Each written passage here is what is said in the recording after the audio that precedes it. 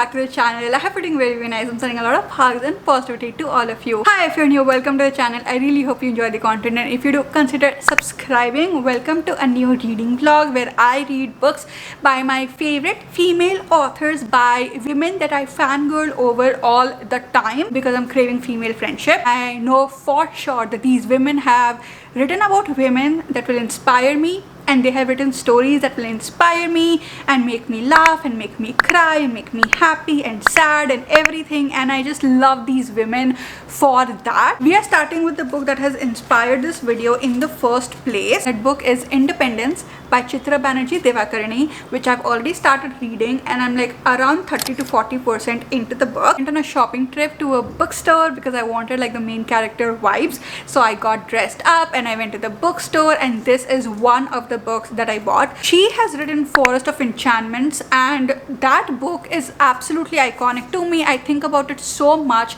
and reading Ramayana from the perspective of Sita's character, all of that is so empowering. It's so beautiful. It's such a feminine experience to like read her happiness and her sorrows and her rage and everything, you know, just like a female experience that is so niche to being a woman. Chitra Banerjee Devakarani is one of the women that I think about all the time, so I decided to read another book by her, and this one is Independence. Three sisters, their deep bond and struggle for India's freedom. Starting of the book itself, you will see I have started underlining in this book. One would not guess she holds close to her heart a forbidden dream. I've literally written no beside it because it follows three perspectives of three sisters and basically their life with their family. The backdrop is 1946, when India was about to gain independence, but it has not gained independence already. So we see what the life of these three sisters during that time, and all these three sisters have different characteristics. One of them being like, oh, she has a purpose and a dream to her heart. I just know that's going to bite me in the ass later on, because like I'm gonna get connected to her and something is gonna happen and it's gonna make me cry. What a feminine experience to just be scared of holding a dream in your heart, but also the passion that you experience as a woman because you have a dream in your heart. We have Jamini and we have Deepa. They also express the different facets of being a woman so beautifully, and the relationship that these three sisters have, so feminine and so beautiful. That's all I'm going to say. Something tragic has occurred in the beginning of the book, because of which they have had to come closer, and we see their bonds getting deeper because they were not that deep when you start the book. I just love it when books are able to write characters which I think are completely real. So like when I was reading this book, I was like, what rating will I give it when I'm 30 to 40% into it? So I was predicting my own rating, and I was like, no Anchal, you cannot rate the lives of these people. Like they're people and it's their lives, you're gonna rate that? And then I remembered, oh no, wait, they're fictional characters, they are not real. This is a fictional story. So even if yes, the time was there and maybe some people did go through it, this is a fictional story. And the reason I forgot that is because of the way in which this book is written in, because it is so emotional and it's so vulnerable and it's so real and authentic that I just forgot that they are not real people. So that is the experience that I'm having till now. It's a little bit predictable, but the way it's written in is unique, and 40% into it now I don't have any predictions. So basically I had predictions for the first 30 to 40% of it, but now I don't know where the story is going to go, and I think that is going to get brutal. Another thing that happened, like this was not planned at all. I have already started reading this book, but I just got a package, and this is yet another book by one of my favorite women ever, and the book is we have Atmosphere by Taylor Jenkins Reid. I love Taylor Jenkins Reid. I have read One True Love, Daisy Jones and the Six, Seven Husbands of Evelyn Hugo, Carrie Soto is back, and I always get iconic women out of her books. These women are badasses. They are strong, but they are vulnerable, and they are tender, and they are kind, and they are powerful, and they are grey, and they are just so much. Being a woman is such a multifaceted experience. You are not one thing, and I think Taylor Jenkins Reid is able to express that so beautifully and in such a powerful way. And now I have her latest release. And that's it. That's the update right now. For now I have to go and work, but I'm gonna get back to you once I start reading this book ahead.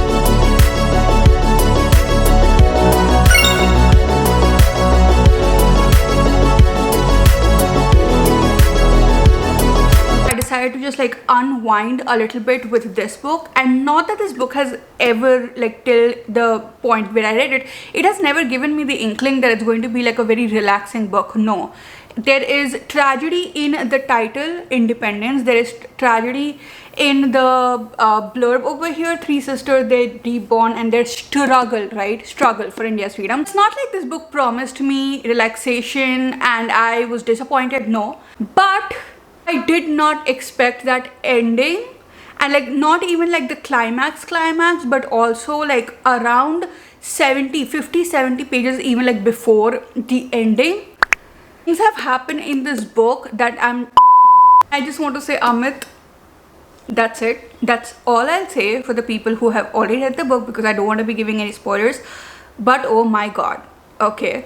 And that ending and Sarojini Naidu, and it's just, there is so much solidarity of women in this, and it is exactly what I wanted. Like, I started this video quite a few days ago. When I started this video, I was in the mood to read about female friendship because I craved female friendship, and this is what I meant when I said I want to read a book about female friendship and sisterhood and whatnot, because that entire bond of sisterhood, and then the ugly side of the world, the beautiful side of the world, and just every single woman's reaction to things, and that is so particular. And I do believe, like, Sarojini Naidu was obviously there, she's not fictional, right? And it's just so powerful that they are able to inspire us, like women are able to inspire women through time. It's like time traveling, that I have new female friends through time. Our experiences are so similar. Yes, times have changed, and yes, so many things are different,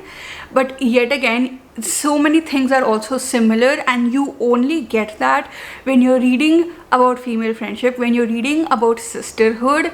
And also, like, the men in this book, like some of the men who are like so good. Backdrop has been built up beautifully without extreme amount of information, and this has honestly felt like a very slow read, as in there are a lot of things happening, but it's written in a way where I was able to immerse myself into the scene very well. I was able to get into the setting very well, because of which I was able to feel everything so beautifully. And Chitra Banerjee Devakani's writing is just beautiful. Now I cannot wait to read another book by her, which I think is called The Red Queen. I think I really want to read that too, because it's just so real and so empowering. And I remember feeling the similar feeling of just like the strength of being a woman, like just how strong you feel because you're a woman. It's just such a beautiful experience to be a woman, and I think her writing always makes me feel like that. That's how I felt after reading this book. And the three sisters and this story and these characters are gonna stay with me forever. Amit's face clears. Priya can always appease him. No, I shouldn't be doing this segment in retrospect. This is just hurting me all over again now that I've read the entire book. The one thing that I remembered was the relationship Priya had with her father, who is a doctor, and how she felt about him. Like, she was so proud of him, she wanted to be like him, and it was a beautiful relationship.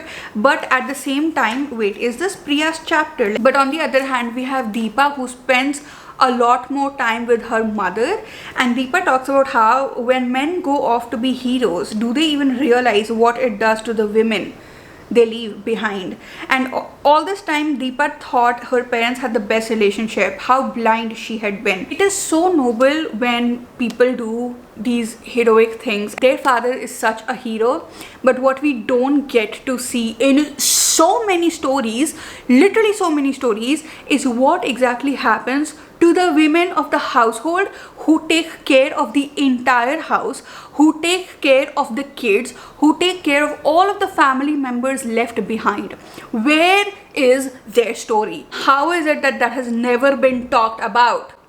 How? I think Chitra Banerjee Devakani does that the best, and I'm very happy to have read the book. Time for book number 2, and this book is also by one of my most favorite authors ever, one of my most favorite female authors ever. I know she's going to serve iconic characters, I know she's going to serve emotions, I know she's going to serve story, inspiration, and just like also the female experience. Along with that, this book is also set in historical times. It's a historical fiction, and that just hits harder. There are so many similar experiences we have as women to the experiences that we as women had even in history. We have come such a long way. So whenever I'm reading historical fiction books like this, especially set in spaces like this, when it's set in spaces like this and when the women have ambitions and they are doing something that was not very common, you see just how far we have come now in this century, in the 21st century. But we also see just how similar it was to be a woman even at that time. And it's like this solidarity that we have through time and space. It's just one of my most favorite experiences to have as a reader, and this author serves it so well. I have already read so many amazing books by her. Before I go ahead, you already know which book it is, but the book is Atmosphere by Taylor Jenkins Reid. Taylor Jenkins Reid, the author of some of the most iconic books that I've ever read. She has given me the most iconic women to look up to or to just even know, and they sort of like live rent-free in my mind. Taylor Jenkins Reid always serves. And you know how we get like fictional boyfriends, like book boyfriends, when we read romance novels? She gives me fictional female besties. I'm very, very grateful for it, which is why I squealed when I got this book. Now I am on page number 81 right now. I am this much into the book, and I also have it on my Kindle just in case I want to read in darkness or whatever. It starts very, very abruptly. This whole thing is happening. This tragedy is unrolling.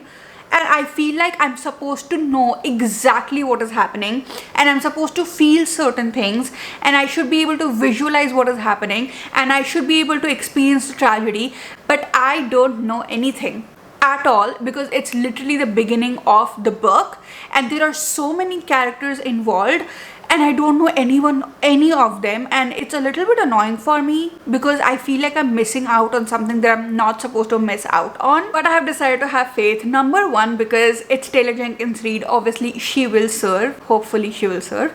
But also number two, because listen to this, these are the last 45 minutes before, and the before is written in italics because that's what she does. The foreshadowing, the tragedy already looming over my head, and the promise that I will cry my eyes out. It's already promised to me right here, right now, and that's what Taylor Jenkins Reid does so well, that it's so easy to get hooked to the story when you are reading it because you know something is going to come, and she does it very, very well. She's not gonna be like, oh, there you go, we're gonna start all smooth and then the tragedy will come later. No, she's gonna smack you in the face that you should know before you're gonna read the story. Things are going to go wrong and you have to be ready for it. Backtracking a little bit, this is the story of Joan, who has been training to become an astronaut, and there are two timelines going on, and the one timeline is when she is training to be the astronaut. Then there's another timeline where the tragedy is taking place. When we're going to the other timeline in the past, it's easier for me to read, but when we're in the present timeline, at least till now, it's a little hard for me to grasp all of the details, also because they are literally in space. I rarely read sci-fi books, first of all, then I rarely read sci-fi books that are taking place in the atmosphere, in space, related to NASA, whatever.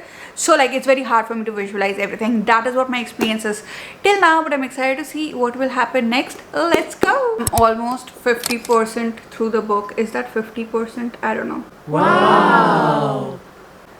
A complete 180 from like my experience with the first 25%. It's gotten intense, it's gotten beautiful, and there are just quotes that I feel like are punches to my gut. There are things said in this book that is making me roll over my shoulders and stand or sit a little straighter. I think that if I had a female friend, she would say these things to me, and that is what I am getting from the book. There's a part where Joan does something which she did not think that she can do, and then once she has done it, she's like, whoa, what else can I do? She is so shocked by her own potential, and she's just like, what else can I do? That she has like this newfound faith in herself. Joan realized he was terrified, and it did not excuse his attitude, but she understood finally. Jimmy had been told from a young age that fear and failing and trying and wanting and openness and kindness and sincerity made him weak, and because he had believed it, he learned to suppress all of those things. And when he saw those traits in others, he hated them because he hated himself. Jimmy was hiding. That's what Jimmy was doing. Blah blah blah blah blah. She was trying to prove that she could be just like a man to all of them, to Jimmy, to Lydia, because the world had decided that to be soft was to be weak, even though in Joan's experience, being soft and flexible was more durable than being hard and brittle. Admitting you were afraid always took more guts than pretending you weren't. Being willing to make a mistake got you further than never trying. The world had decided that to be fallible was weak, but we are all fallible. The strong ones are the ones who accept it. Joan had let men like Jimmy set the terms, but the terms were false even to him. He was just as scared as anybody else. Courage is all we have. She didn't want to lower herself to the game men played. I love it. I love it so much. Don't get me or Joan wrong, okay? Because there are men in this book that she loves from the bottom of her heart, not romantically. But there is another part where she's talked about another man. She was overwhelmed with love for him. Love in the sense that she trusted him and saw all the good in his heart and cared about him and wanted only good things to ever happen to him. Love in the sense that she would always be on his side even if he was wrong. In the sense that he was one of the people on this earth she believed in, and in that moment the swelling in her heart was unbearable, absolutely unbearable. That's how much she loves just another man, like another guy. So it's not really about how men are always hiding and whatever. That is not the point. And I love these different facets that have been expressed. Further I go into the story, the more it feels like this is the story of the self-discovery of Joan. Literally, if you told me to choose who the main character of the book is, I would not be able to, simply because it is so well distributed. The entire story is so well rounded towards all of the characters. There is not one character who I am like, without this character this book would still work. It says that it's a love story, but till now I also don't feel like this is a romance book at so many points. But whenever the love story does come up, I feel like obviously it's a love story. Obviously it's about their love. What else is anything about if not love? This story, the whole world, life itself, life beyond this planet, it's all about love. Everything in this world is about love. It's love that makes everything so beautiful and so tragic. It's either the presence of love or the absence of love, or indifference to love, but at the end of the day it's about love. And that's the feeling I get every time even like the love story part of this book comes up. I'm not really into stars. I'm like a big nature person, but I'm not really into stars or whatever. But like after reading this book, obviously like Joan is inspiring me to look at the sky in a different way. Better yet, we are the universe. I would go so far as to say that as human beings, we are less of who and more of a when. We are a moment in time when all of our cells have come together in this body, but our atoms were many things before, and they will be many things after. The air I'm breathing is the same air your ancestors breathed. Even what is in my body right now, the cells, the air, the bacteria, is not only mine. It is a point of connection with every other living thing made up in the same kind of particles, ruled by same physical laws. And she's talking about the stars and the universe and whatnot, and this is just like one quote. There are so many other beautiful quotes that have now made me look at star and space and everything in such a beautiful and a different way. And it's like I have found a new thing to wonder at, and that is like literally one of the most beautiful feelings ever, that when you are reading a book, it makes you look at something differently, it makes you feel something differently, it makes you discover this world in a different way, sheds light on things that you were not interested in before, because they just did not come into your like world of awareness. It also talks about how when you're looking at stars, you're not just looking at stars right now, you're looking at the past. So the stars that we are looking at, generations and generations before us have also looked at that same star. So in a way, we are all getting connected with each other. We are all under the same stars. We're seeing the same thing, and even though we will never meet them, we both have done this one thing similarly, and that's what also connects us, and it's just so beautiful. It talks about how everybody is so focused on all of the big achievements that we make in life, right? And that is what we think is our legacy, and that is what we are passing on to the next generation, to somebody else, and when we are not here, that will live instead of us. Vanessa is showing Joan something as simple as trying peanut butter jelly sandwiches along with a strawberry milkshake. I'm not going to give you a lot of context because I don't want to give spoilers, but something like that. Somebody else is over there and they're like, I'm going to remember, I am always going to order this forever now. And Joan thinks about how, yes, all of those big achievements is our legacy, but also how these little things are also legacies that live beyond us. So even if fine, like we are not astronauts, there are things that we do in our unique ways, which when we pass on to somebody else through any form, when we share it with somebody else, when we share it with somebody that we love, when we share it with somebody younger than us, from a different generation, from the future generations, if they do take it ahead, we are leaving our legacies everywhere, sprinkled like stardust throughout this universe, throughout our life. How beautiful is that to know? I'm so obsessed with this book already.